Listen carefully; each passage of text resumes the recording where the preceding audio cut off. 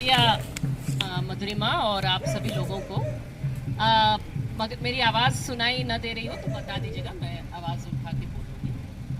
आज हम लोग वही जैसा कि मधुरिमा ने कहा 15 अगस्त के 2 दिन पहले यहाँ पर हैं और आप समझिए कि 75 साल आज़ादी के पूरे हो गए।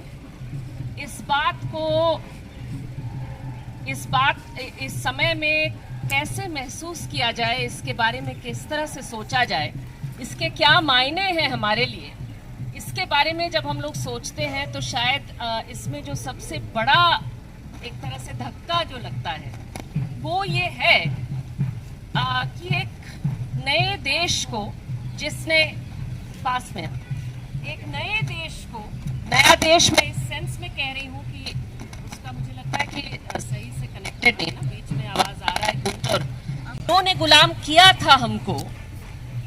आप उनके बातों को पढ़िए तो वो तो हमेशा कहते थे कि ऐसे ये सारे देश तो हम ही लोगों को राज करना है, अंग्रेजों को, क्योंकि ये सब जो लोग हैं दुनिया के, ये जो हिस्से हैं, काले नस्ल के लोग हैं, भूरे नस्ल के लोग हैं, पीले नस्ल के लोग हैं, ये क्या अपना देश चलाएंगे, इनको तो हमारी जरूरत है, कह करके उन्होंने गुलाम किया।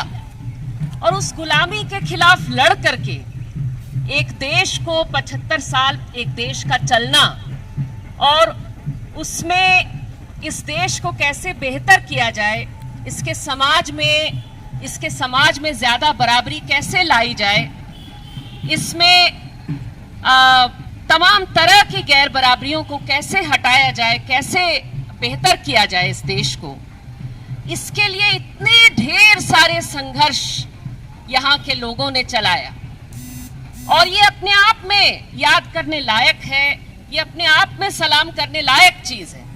और इस आंदोलन को चलाने में इतने जितने तरह के संघर्ष थे, महिला आंदोलन ले लीजिए, दलित आंदोलन ले लीजिए, ट्रेड यूनियन आंदोलन का जिक्र अभी किया मधुरिमा ने, किसानों का आंदोलन ले लीजिए, तमाम तरह के जो आंदोलन थे, उन आंदोलनों को चला करके देश को, इस देश के जो लोग हैं, उसका जो समाज है, उसको बेहतर कैसे किया जाए।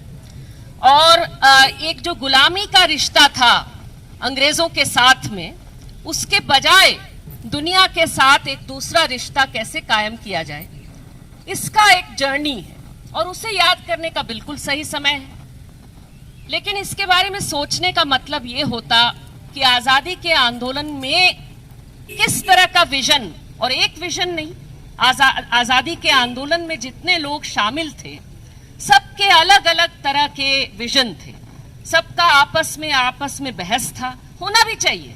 कोई भी अगर कायदे का काम का आंदोलन ले लीजिए तो उस आंदोलन में कोई एक मत नहीं होगा, जाहिर सी बात है कि ढेर सारे मत होंगे और किसी एक को ही सही माना जाएगा, ऐसा नहीं है।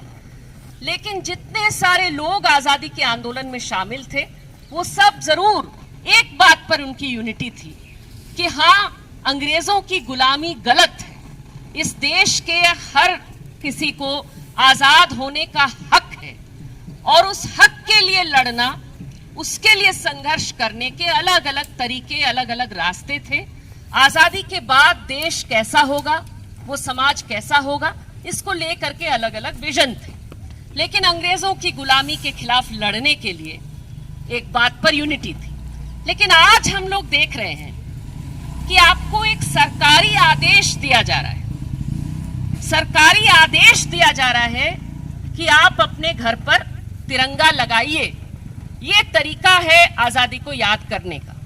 लगा सकते हैं, लगाएंगे भी। बहुत सारे लोग तिरंगा से प्यार करते हैं, देश से प्यार करते हैं, देश प्रेम को दिखाने का एक इस जरिए को उठाएंगे लोग, उसमें जुलूसों में शामिल होंगे, तमाम चीजें हैं, वो बिल्कुल सही है, कोई दिक्कत नहीं उसमें।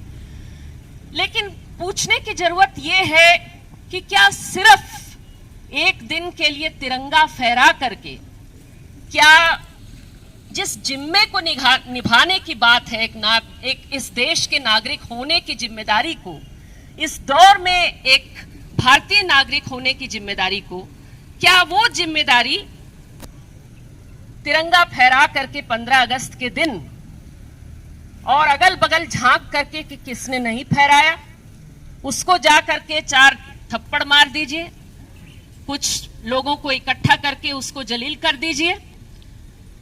ये सारी चीजें हमारे बारे में क्या कहेंगी, हम खुद के बारे में क्या कहेंगे और दुनिया को क्या कहेंगे हमारे बारे में एक देश होने के नाते, ये सोचने की बात है।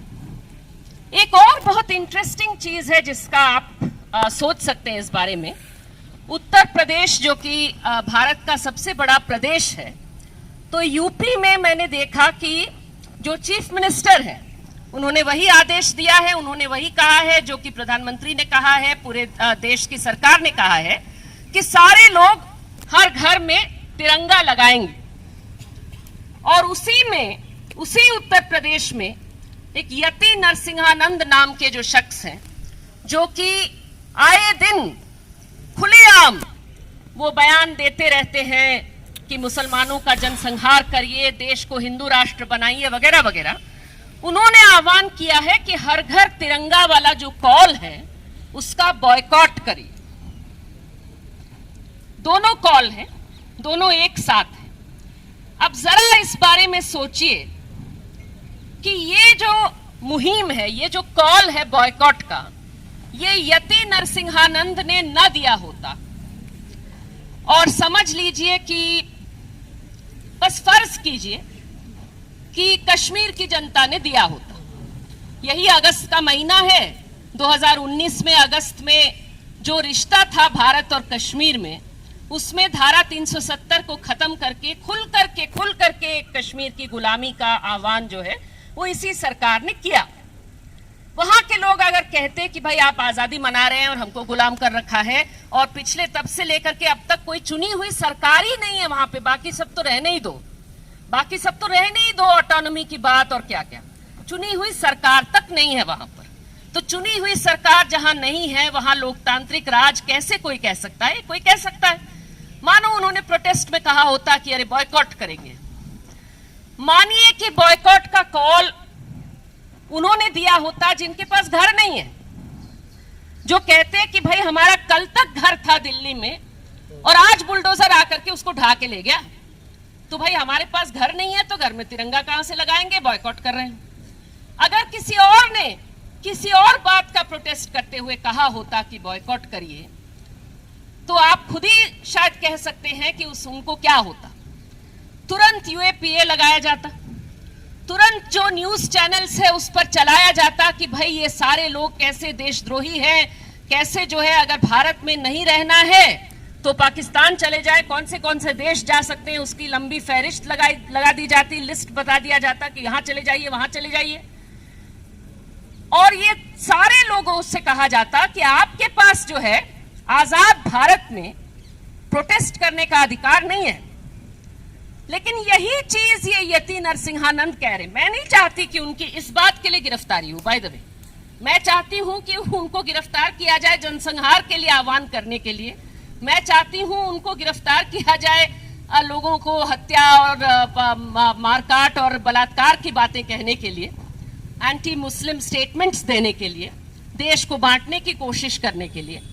लेकिन उन्होंने जो ये बॉयकॉट का कॉल दिया उस पर एक गजब की चुप्पी। एक एंकर दिखा दीजिए मुझे, जितने लोग ये बिल्कुल देशभक्त एंकरों का लंबा लिस्ट है हम लोगों के पास में टेलीविजन पर, उनका एक उदाहरण मुझे दे दीजिए जिन्होंने कहा हो कि भाई यति नरसिंहानंद ऐसा बोल रहे हैं तो ये देशद्रोही हैं और क्या क्या है। इन पर यूएपीए लगे ना, कहीं नहीं, कोई नहीं बोलने वाला। जितने लोग हैं, योगी आदित्यनाथ हो और प्रधानमंत्री हो और होम मिनिस्टर हो, तमाम लोग, सबकी बोलती बड़ी बंद है इस पे। कोई नहीं कह रहा कि गोली मारो। जिन्होंने शाहीन बाग पर तिरंगे के साथ बैठी हुई महिलाओं पर गोली चलाने के लिए कहा, वो कपिल मिश्रा है, वो अनुराग ठाकुर है, इतने सारे बीजेपी के लोग, उनमें से कोई नहीं मिलेगा आपको कहते हुए कि भाई गोली मारिए। मत कहिए गोली मारिए, लेकिन आपसे ये तो पूछा जाएगा कि जहां पर लोग जनगण मन को, देश के गाने को, देश के संविधान को, देश के झंडे में नई जान भरे, जिन्होंने शाहीन बागों को खड़ा किया, जिसमें जा करके एक तरह से नागरिक कैसे बना जाए, एक नई जान जो है वो इस 75 साल वाले देश में एक दोबारा युवा कैसे हुआ जाए, उसमें लोकतंत्र को कैसे नई जान दी जाए, वो जा करके सीखने की जगह खड़ा किए। उन पर गोली चलाने की बात आपने की, लेकिन इन पर जो है वो आपकी बोलती बिल्कुल लॉक है, यहाँ पर ताला लगा हुआ है जुबान पर। क्या बात है? तो ये सोचने की घड़ी है कि ये जो विजन है देश का, जो लोग या तो तिरंगे की बॉयकॉट का कॉल दे रहे हैं और जो उस बॉयकॉट के कॉल पर चुप हैं, आपसे कह रहे हैं घर पर तिरंगा लगाइए, आपसे कह रहे हैं कि बगल के घर में देखिए तिरंगा न लगाया हो तो जाके मारपीट कर दीजिए, खास करके अगर वो अल्पसंख्यक समुदाय का हो, गरीब हो, जाइए मारिए काटिए। तिरंगे को नई गाय बना दीजिए, नया बीफ बना दीजिए, नया कन्वर्जन बना दीजिए, यानी नया बहाना बना दीजिए किसी की हत्या करने के लिए, अल्पसंख्यक समुदाय पर हमला करने के लिए, हत्या करने के लिए, उसे देश के नहीं है कहने के लिए। लेकिन जो खुलकर आह्वान कर रहा है कि तिरंगा हमारा नहीं है, हमको भगवा ध्वज चाहिए, हमको हिंदू देश चाहिए, और हिंदू देश क्या होता है ये भी समझ ले जाएंगे हम लोग उस पे, लेकिन उनके साथ कुछ नहीं, उसका बाल बांका कोई नहीं करेगा, उसको कोई हाथ नहीं लगाएगा, उसके खिलाफ कोई बात ही नहीं कहेगा कुछ भी। वो बिल्कुल फ्री है इस तरह से रेडिकलाइज करने के लिए लोगों को। इसमें एक समझने की बात है कि फिर ये तिरंगा जो है, इसको लेकर के जो लोग हमारे ऊपर शासन कर रहे हैं, या जो आपके कैंपस में भी अभी जुलूस निकाल रहे थे, मैं उनके बीच से ही होकर के अभी आई आपके पास, तो मैं सोच रही थी कि जो यंग लोग हैं इसमें हैं, पता नहीं उनमें से कितने लोग जानते हैं इन तथ्यों को। इनसे जरा पूछ करके देखिए कि क्या बात है। आप लोगों को बड़ी परेशानी होती है, आपको दिखाया जाता है कि जवाहरलाल नेहरू जो देश के पहले प्रधानमंत्री थे, उनके हाथ में राष्ट्र झंडा, वो दिखा करके कहा जाता है कि ये कितना गलत आदमी था, कितना खराब था, कितना बेकार था, कितनी शर्म की जाए इस पे, इनका नाम न लिया जाए। लेकिन जरा दिखा दीजिए ना कि आपके जो सावरकर हैं, आपके जो गोलवालकर हैं, आपके हेडगेवार हैं, आपके जितने ये हीरोज हैं, उनके हाथ में तिरंगा झंडा की तस्वीर कहीं से निकाल के दिखा दीजिए। नहीं दिखा पाएंगे, वो इसलिए नहीं दिखा पाएंगे, और मैं इसमें हमेशा कहती हूं कि देखिए, मुझे ये लोग कितना पढ़ते हैं गोलवालकर को मैं नहीं जानता, लेकिन मैं पढ़ती हूं और मेरा मानना है हम सबको पढ़ना चाहिए। सावरकर को पढ़िए, गोलवालकर को पढ़िए, जानिए कि क्या विजन है। इनसे मत सुनिए कि वो कितने देश प्रेमी थे और कैसा देश चाहते थे। वो कैसा देश चाहते थे जानने के लिए उनकी बातों को उनकी जुबान में पढ़िए, बहुत जरूरी है। और वहां आप देखेंगे कि आरएसएस का ऑर्गेनाइजर, जिसका आजकल मैं एडवर्टाइजमेंट हर जगह होर्डिंग पर और ऑटो रिक्शा के पीछे आजकल मैं खूब देख रही हूं, पांचजन्य और ऑर्गेनाइजर का जो आरएसएस का ऑर्गन है, उसमें जिस समय तिरंगा झंडा अपनाया जा रहा था, उस समय वो कह रहे थे कि ये तीन रंग क्या चीज है। तीन को बड़ा गलत माना जाता है हिंदू परंपरा में, और हिंदू लोग इस देश के कभी स्वीकार नहीं करेंगे तीन झंडों का, तीन रंगों का झंडा। ये कह रहे थे, बाकायदा लिखा हुआ है, बाकायदा आर्काइव्स में है, आप चले जाइए आर्काइव्स में, तीन मूर्ति चले जाइए, आपको मिल जाएगा, उसमें पढ़ लीजिए, देख लीजिए इसको। तो यही लोग आज हम सबके हाथों में तिरंगा पकड़ा रहे हैं, यहां तक कह रहे हैं कि राशन चाहिए तो 20 रुपये का तिरंगा खरीदो और उसके बाद राशन ले जाओ, गरीबों से कह रहे हैं। तो क्या बात है? बात यही है कि इनको एक तरह से अपनी जो पोजीशन थी इससे हट करके आकर के हमने घसीटा यहां पर, इस जगह पर।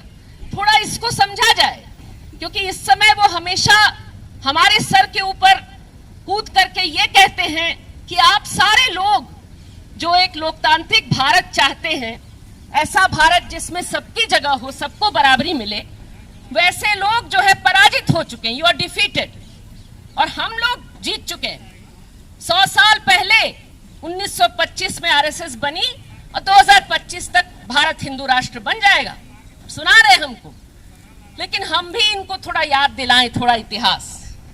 कि जिस तिरंगे को आपने त्यागा, जिस तिरंगे को आपने कभी नहीं लगाया अपने हेडक्वार्टर में, उस तिरंगे का हाथ, उस तिरंगे को थामना आज आपकी मजबूरी बनी है। इसलिए क्योंकि इस देश में उस तिरंगे की जगह है। मैं इसको ये जान करके कह रही हूं कि बिल्कुल किसी भी राष्ट्रीय सिंबल का दुरुपयोग हो सकता है, कोई भी उसके नाम पर किसी दूसरे का अत्याचार कर सकता है और ऐसा करना हमेशा गलत होगा, लेकिन इसके एक मायने हैं और इसीलिए आज हम उस तिरंगे को थाम करके याद दिलाएं।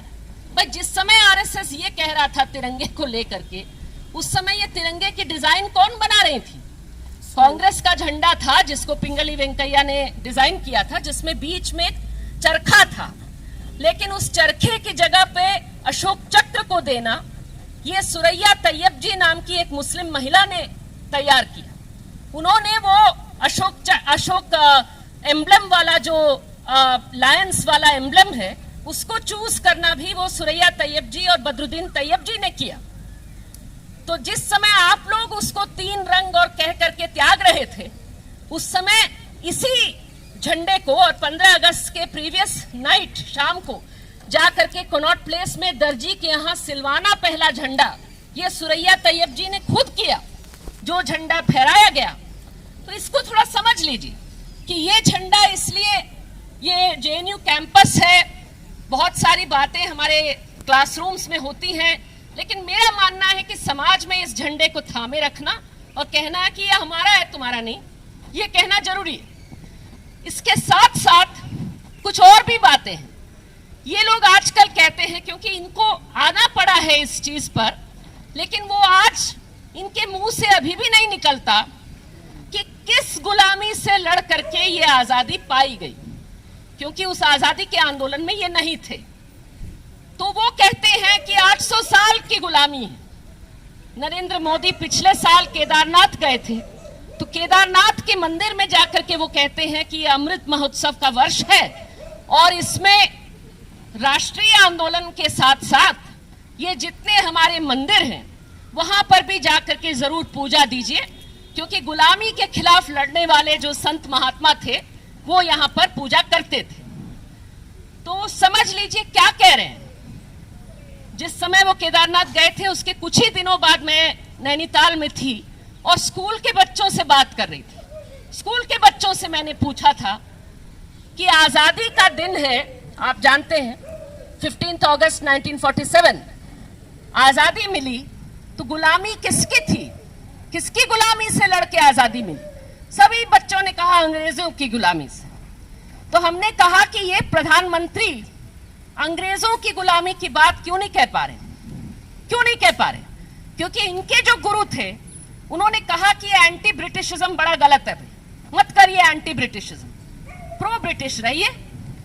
ब्रिटिश ने सिखाया है कि भाई बांटो और राज करो, बांटने का काम हम करेंगे, राज करने का काम वो करेंगे, कोई दिक्कत नहीं है इसमें। क्या बांटेंगे? मुसलमानों के खिलाफ नफरत फैलाएंगे और उसमें हिंदू वर्सेस मुस्लिम इसको चलाएंगे।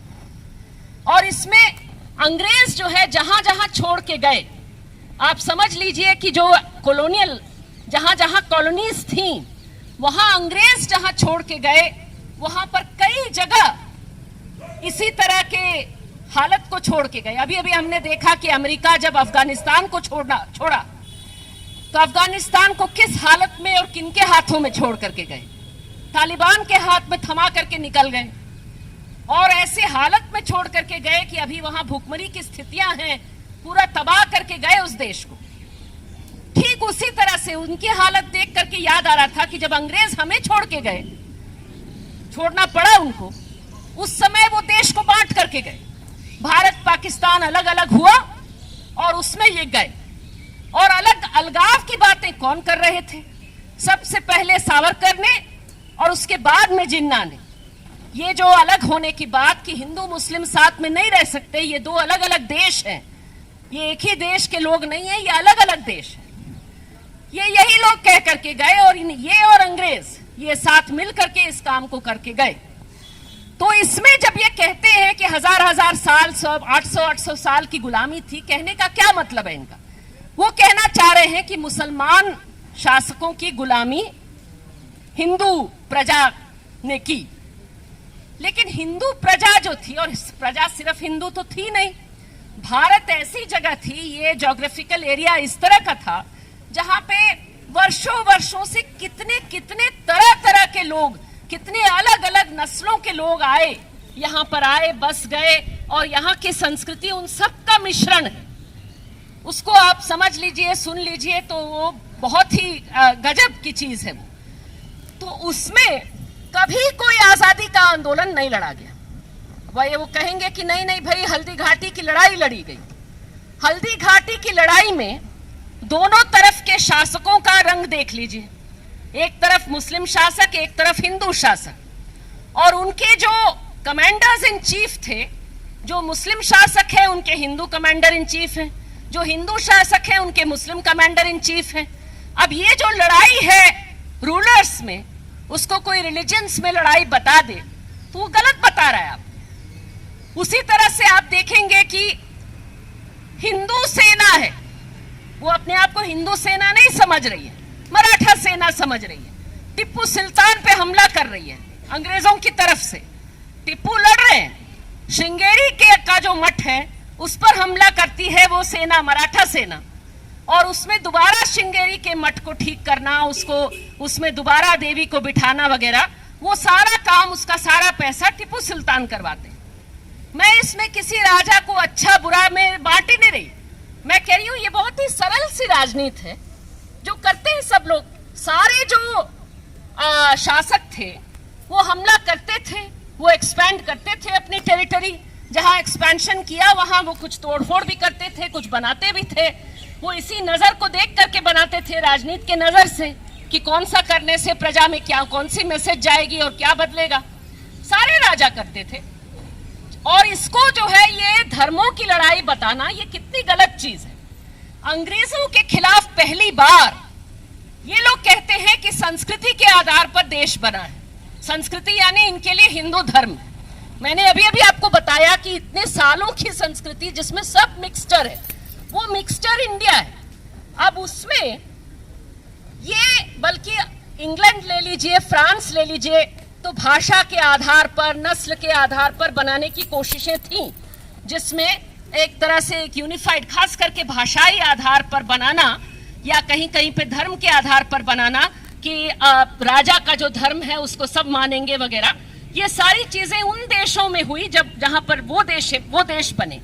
लेकिन भारत का बनना वो तब हुआ जब अलग अलग किस्म के लोग, सारे लोग इस बात से एकजुट हुए कि हम पर ये जो अंग्रेज राज कर रहा है वो बाहर से आया है, वो यहाँ हमें लूट रहा है, और उसके बाद में वो लूट करके वापस 7 समुंदर पार वो सब लूट करके ले जा रहा है। ये नहीं चलेगा।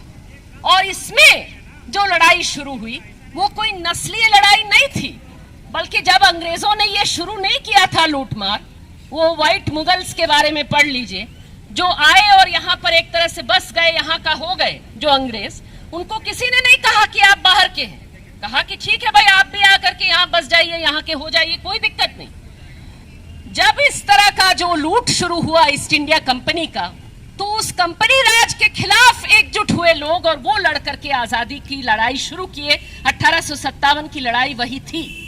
सावरकर जब 1857 की लड़ाई के बारे में लिखते हैं तो बहुत बुरी तरह से लड़खड़ा जाते हैं। उसको भी पढ़िए।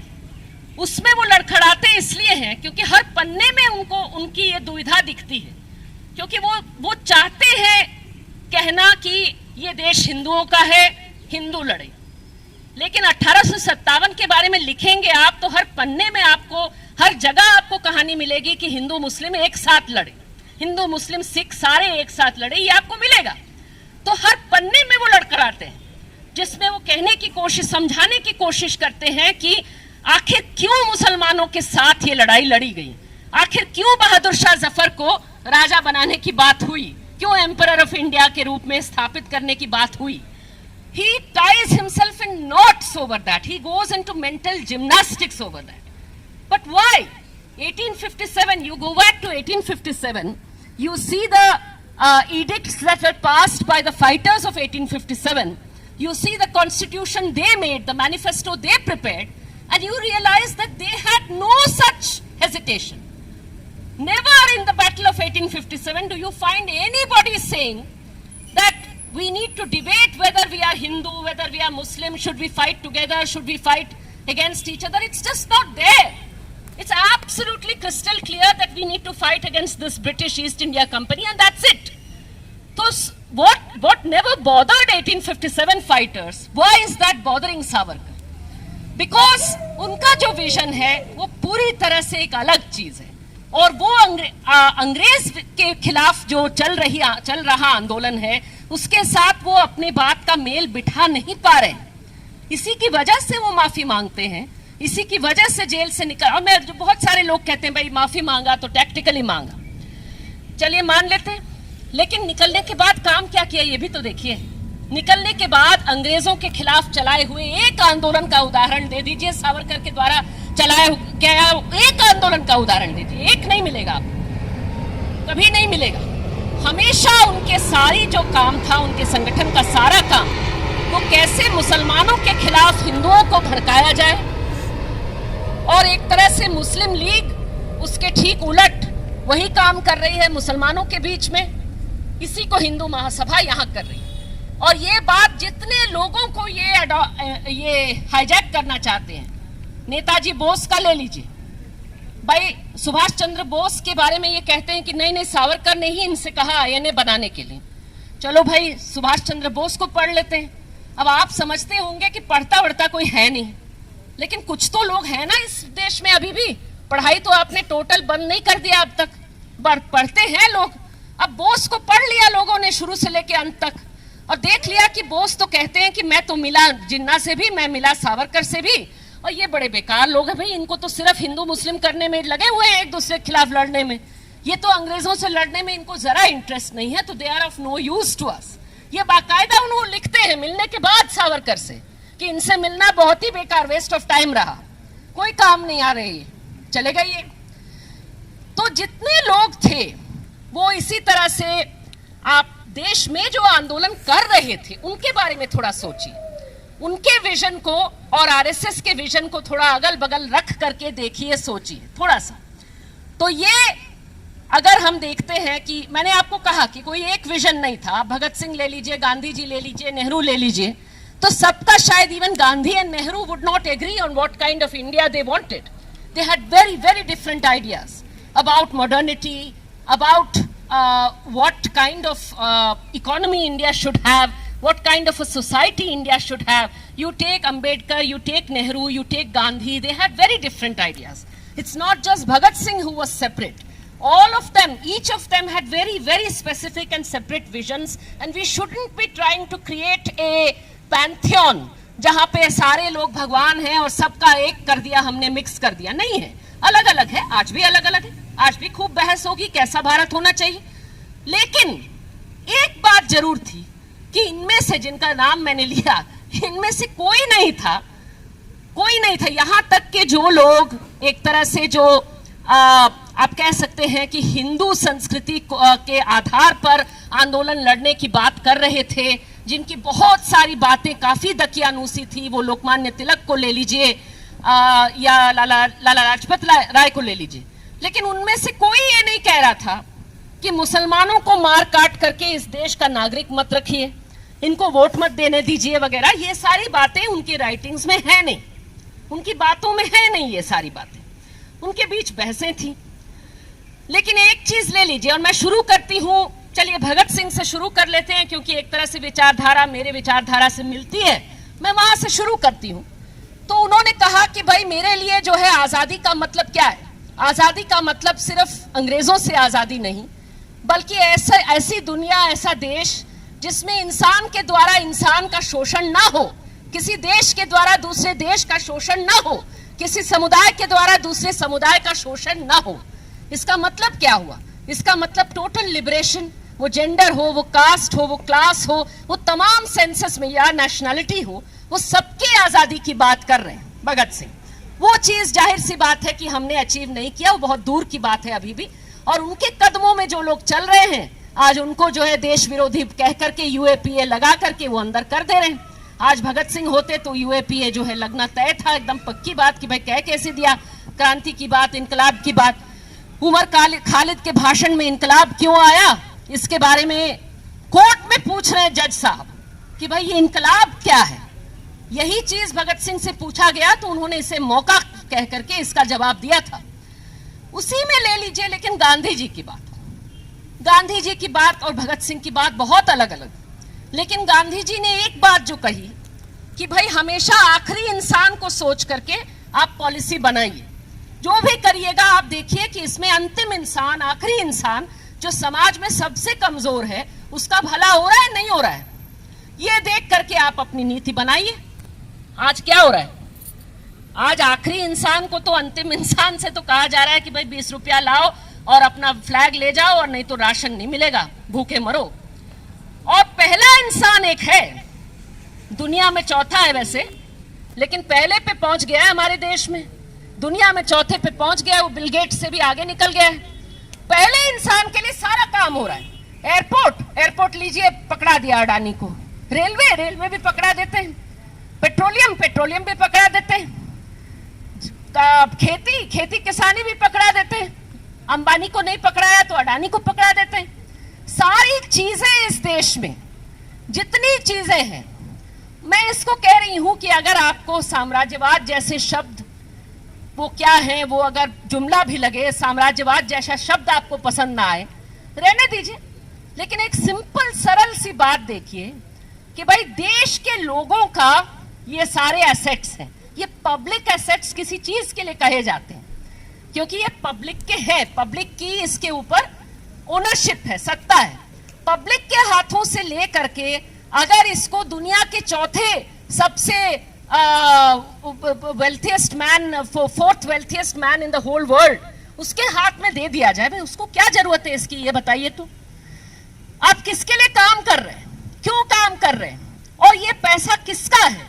भाई उसको कुछ खोलना है कहीं अडानी को, तो हमेशा एसबीआई से कहा जाता है कि लोन के गारंटर तुम बन जाओ।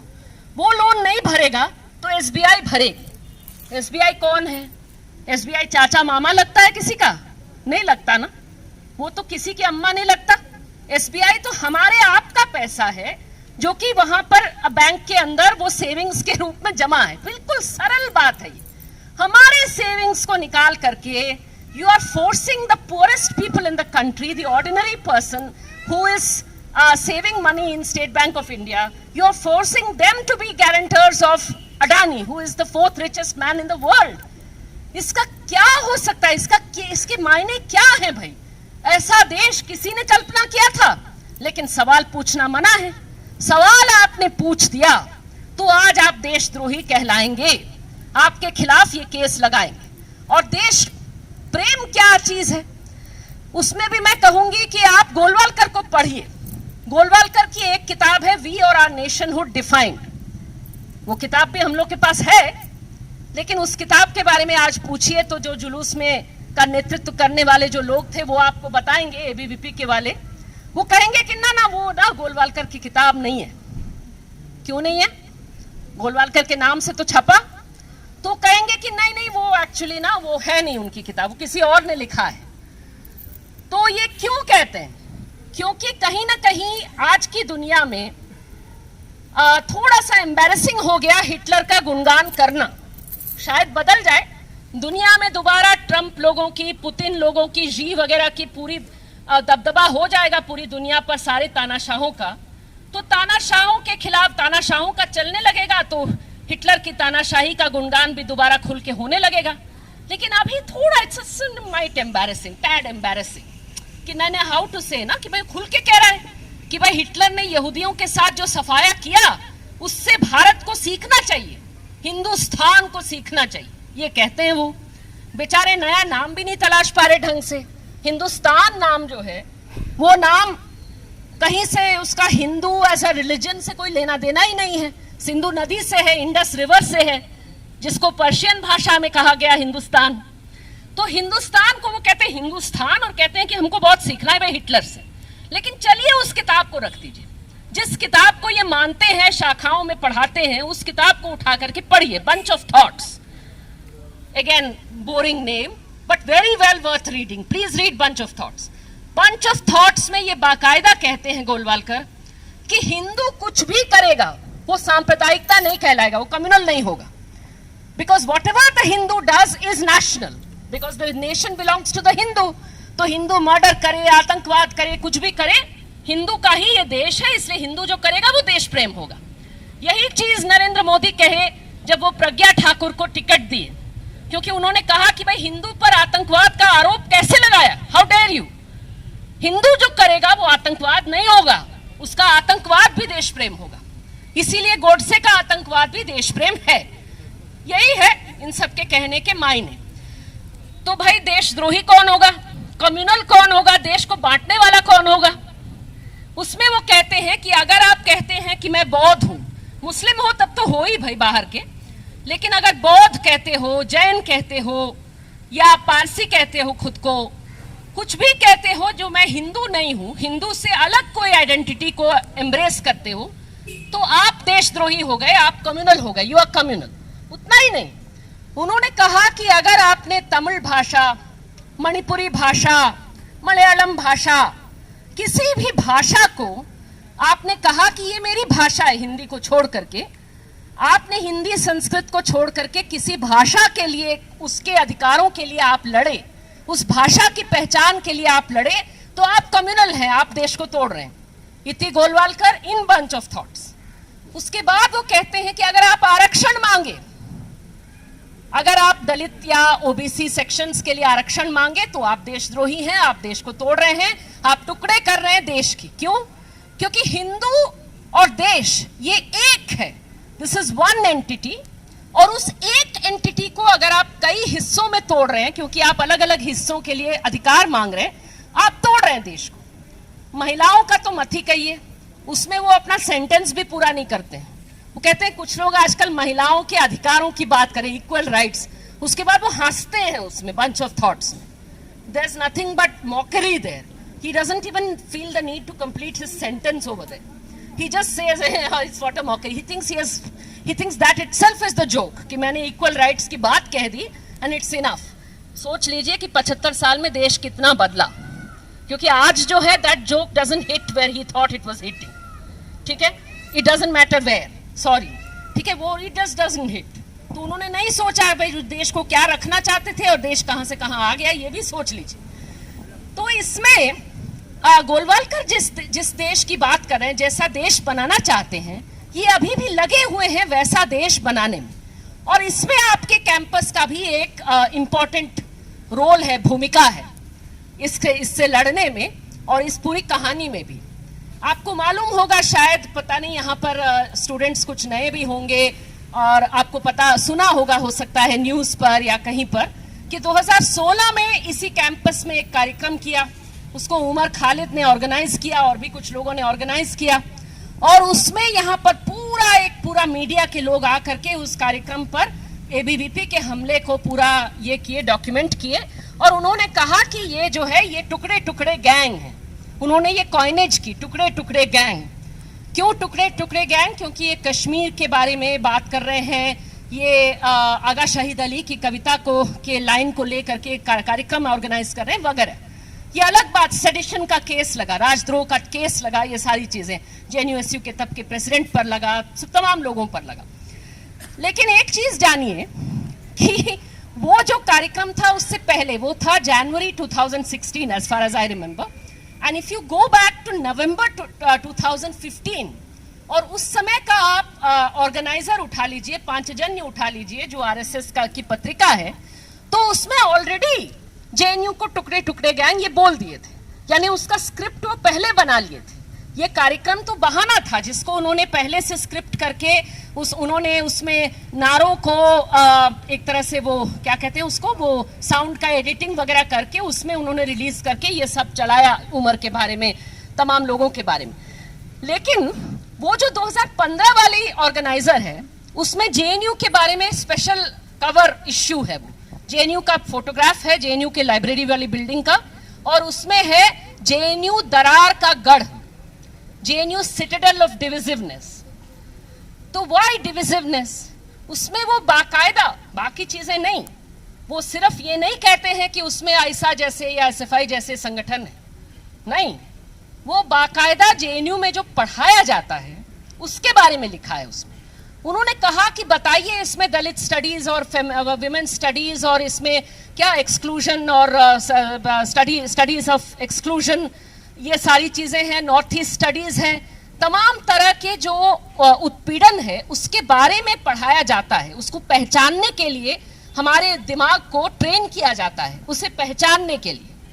ये एक बहुत बड़ी चीज है जेएनयू में, और ये सारी इंक्लूजन सिलेबस में जेएनयू स्टूडेंट्स के स्ट्रगल से हुई हमेशा।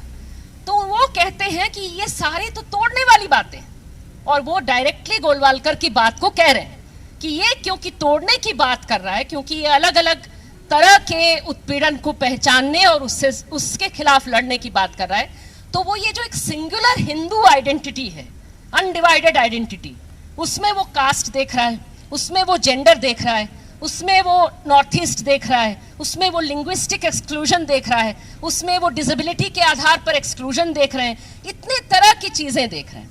और उसमें उन्होंने कहा कि जेएनयू के दीवारों पर जो पोस्टर लगे हुए हैं, आज शायद पोस्टर लगाना भी मना है, बहुत सुंदर पोस्टर इस पे लगते थे, बना करके स्टूडेंट ऑर्गेनाइजेशंस लगाते थे, नए स्टूडेंट्स आते थे तो वही ग्रीट करता था स्टूडेंट्स को, और वो अपने आप में एक एजुकेशन थे वो पोस्टर्स। उस पोस्टर के बारे में बाकायदा आरएसएस ने लिखा वहां पर कि उनमें भी लिखिए तो उसमें नारे लिखे हुए हैं महिलाओं, और अगेन वो गोलवालकर की तरह ही 2015 में वो कह रहे हैं कि विमेन्स लिबरेशन की बातें हो रही हैं। हाय तौबा, कैसी बातें हैं ये, दलित लिबरेशन की बातें, कास्ट एनाइलेशन की बातें हो रही। भाई ये सारी बातें आपके डॉक्टर अंबेडकर कब कह गए थे भाई? पहले। आप तो इस संघर्ष को आगे बढ़ा रहे हैं, अभी तक हुआ नहीं है, ये तो हाय तौबा की बात है। और आप कह रहे हैं कि इसका मुंह पे जुबान पे लाना, इसके बारे में नारा लगाना, इस पे आप जो है कान पकड़ ले रहे हैं और जीभ निकाल ले रहे हैं आप, और कह रहे हैं कि ना शिव शिव, इसको कैसे कर सकते हैं, कह सकते हैं, क्या मतलब है? तो ये अपना मजाक बना रहे थे। लेकिन ये सिर्फ मजाक की बात नहीं थी, उनके स्क्रिप्ट को एम्पलीफाई किया सारे देश के जो गोदी मीडिया है उसने। लेकिन हम लोगों को याद रखना चाहिए कि जब ये कहते हैं टुकड़े टुकड़े गैंग और ये सारी चीजें, तो it's a badge of honour, क्योंकि जिसको ये कह रहे हैं टुकड़े टुकड़े करना, वो दरअसल देश को बेहतर करने का काम है। जो लोग पहचानने से इनकार करेंगे जाति को, जो जेंडर को पहचानने से इनकार करेंगे, सेक्सुअल ओरिएंटेशन के आधार पर या ट्रांसजेंडर होने के आधार पर उत्पीड़न को पहचानने से इनकार करेंगे, वो क्या है? वो जो एक की बात करते हैं और कई सारे जो बहुत्व को डिनाई करते हैं। दुनिया भर में फाशीवादी यही होते हैं। आज पुतिन भी यही है। पुतिन का देख लीजिए तो वो उनका नंबर 1 जो उनका विरोधी है, वो उनको कहते हैं कि वो गे है। पुतिन का he is a homophobe of the first order. He is so terrified of how he is perceived. He has a major crisis about being perceived as masculine and all of that. And he is always, आप जो है वो RT.com करके एक Russian वो है उनके media का, उसमें पूरा प्रचार देखिए तो वो उनका जो विरोधी है, आज ज़ेलेंस्की है, यूक्रेन है, उनके बारे में कहेंगे कि ये सारे ट्रांसजेंडर है, ये सारे गे हैं। और दुनिया भर में वो कहेंगे कि गे होना, LGBT होना, फेमिनिस्ट होना, ये सब वेस्टर्न वैल्यूज हैं। और बाकायदा उनके जो आइडियोलॉग्स हैं, उनका एक फैशिस्ट आइडियोलॉग है दुगिन नाम का, वो बहुत पहले 2009 में लिख गया मेरे ख्याल से कि इंडिया के बारे में, कहते हुए कि ये सब जो सिविलाइजेशनल जो देश है, ये दुनिया में ऐसे देशों का दबदबा होना चाहिए, ये जो लिबरल डेमोक्रेसीज है ये नहीं चाहिए।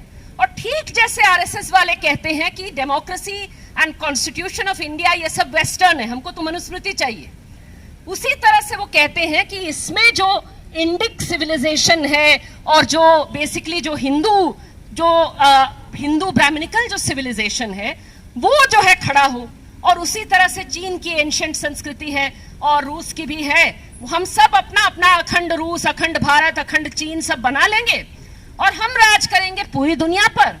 और उसमें कौन हमको ह्यूमन राइट्स सिखाने आ जाएगा और उस पर सवाल पूछने आ जाएगा? हमको जहां चाहिए, जहां जरूरत है, हम एक्सपैंड करेंगे, हम एम्पायर बनाएंगे। ये वो बाकायदा ये थियरी। और ये दुनिया भर के फाशिस्टों की इसी तरह की सोच, इसी तरह की थियरी है। There's a lot in common। तो इसमें जब हम सोचते हैं 75 साल देश अभी तक पहुंचा और इतने, आज हम आजादी की बात करेंगे तो सोचना पड़ता है ना कि जो हमारे मित्र हैं, दोस्त हैं, जो उस देश के, इस देश में देश के लोगों के लिए सबसे ज्यादा केयर करने वाले जो लोग और अपनी पूरी जिंदगी वहां लुटा देने वाले जो लोग हैं, हमारे दोस्त हैं। उसमें उमर खालिद हैं, उसमें गौतम नौलखा हैं। इस कैंपस में कई बार जेएनयू के स्टूडेंट रहे उमर, दिल्ली यूनिवर्सिटी की स्टूडेंट रही गुलफिशा, इसमें जो गौतम नौलखा हैं वो इस कैंपस में बोलने आए हैं, आयसा के प्लेटफॉर्म से भी कई बार बोलने आए हैं। इतने अच्छे, इतने जेंटल, इतने soft spoken, what a lovely person who is with the PUDR, People's Union for Democratic Liberties। Democratic liberties की बात करना, आनंद तेलतुंबड़े जो कि लेखक हैं, थियरिस्ट हैं, शोमा सेन जो कि इतना अच्छा नागपुर में चुपचाप रह करके हमेशा महिलाओं के लिए, दलितों के लिए, मजदूरों के लिए काम की, सुधा भारद्वाज जो भी बेल पर बाहर हैं लेकिन उन पर भी ये केस है भीमा कोरेगांव का। तो भीमा कोरेगांव हो, दिल्ली दंगे हो, कल को कोई नई कॉन्स्पिरेसी ये बता देंगे, लेकिन हमेशा एक तरह से आंदोलन करने को, शांतिपूर्ण तरीके से अधिकारों की बात को कहने को, लोगों से बात करने के काम को ये कॉन्स्पिरेसी बता रहे हैं। यहां तक कि आप तो सुप्रीम कोर्ट में आप आदिवासी हो करके या गुजरात के मुसलमान हो करके आप चले जाइए कि हमारे साथ जनसंहार हुआ और हमें न्याय नहीं मिला, पुलिस हमारे खिलाफ, पुलिस ने हमें मारने का काम किया, हमें न्याय चाहिए। सुप्रीम कोर्ट पलट करके आपसे कहेगा कि आप कौन होते हैं, आप मेरे दरवाजे आए हैं न्याय मांगने तो आप कॉन्स्पिरेटर हैं जरूर। क्यों है भाई, क्या सबूत है मेरे खिलाफ? तो भाई सरकार ने कह दिया है, सरकार के तुषार मेहता ने कह दिया है, तो हमको जो है वो कान पकड़ करके मान लेना, उठक बैठक करना है और लिख देना स्टेनोग्राफर की तरह पूरा जजमेंट को, और ये कह देना है कि आप सारे लोग, आप कॉन्स्पिरेटर हो, आपकी गिरफ्तारी हो, आप जाएं जेल में। तीस्ता सेतलवाड़ के बारे में कहा, जकिया जाफरी को नहीं भेज पाए जेल, भेजना चाहते जरूर है। कहते हैं कि जकिया जाफरी को यूज किया तीस्ता ने। महिलाओं की बुद्धि तो होती नहीं है, कोई भी आकर के यूज कर लेगा। जकिया जाफरी का अपना जो है वो है नहीं इनके अनुसार।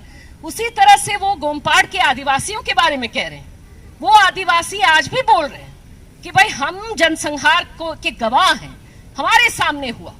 सुप्रीम कोर्ट के उस जजमेंट के बारे में पढ़िए तो लगता है कि ये देश कहां आ गया है, कैसे देश में हम रह रहे हैं आज, जहां पर माने इतने खुलेआम झूठ को साफ कर दे रही है सुप्रीम कोर्ट। उसी सुप्रीम कोर्ट के सामने गोमपाड़ के आदिवासी कह रहे हैं कि रात में आए जो लोग यूनिफॉर्म पहने हुए लोग थे, उन्होंने जनसंहार किया और वो चले गए, उसके बाद हम लोग भाग गए जंगल में, जो बच गए उसमें।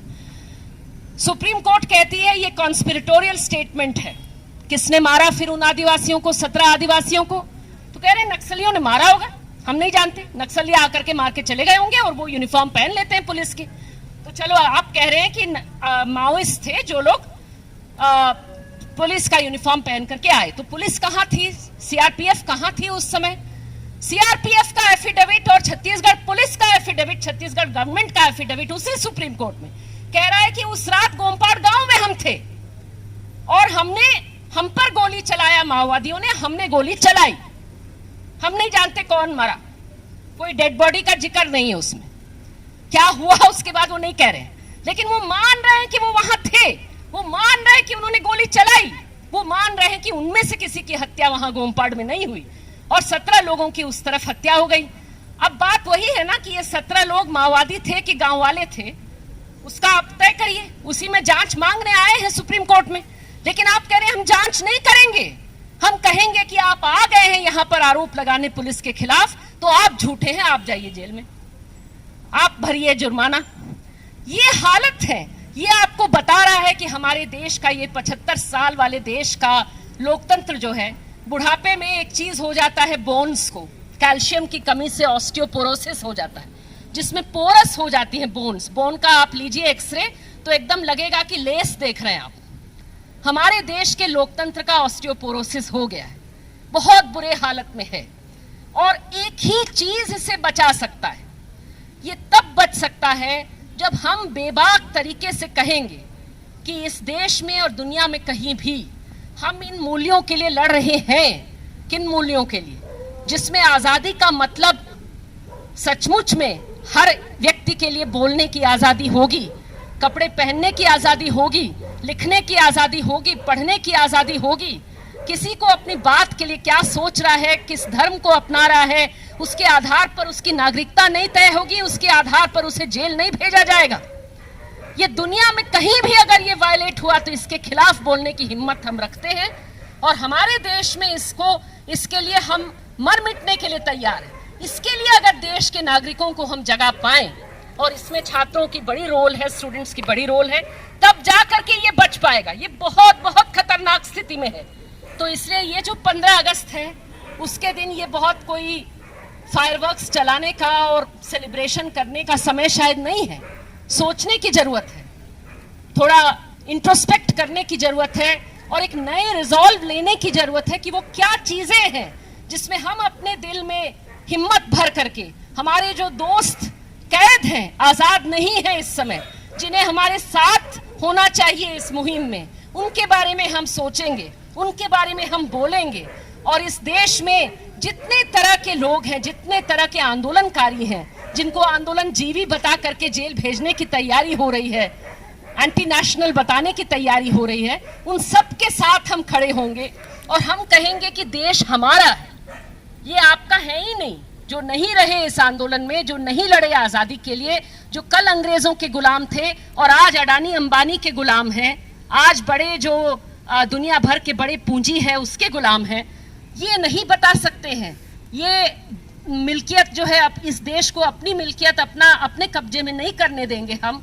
और इससे पहले कि वो कर पाएं, उसके लिए पूरा देश खड़े होकर के लड़ेगा इस चीज़ के लिए, इस उम्मीद के साथ कि ज़रूर हम सारे लोग लड़ करके हमारी जीत हो सकती है और इस देश में लोकतंत्र की जीत हो सकती है, सेक्युलरिज्म की जीत हो सकती है। इसी उम्मीद के साथ अपनी बात समाप्त करती हूँ। इनकलाब जिंदाबाद। जय हिंद।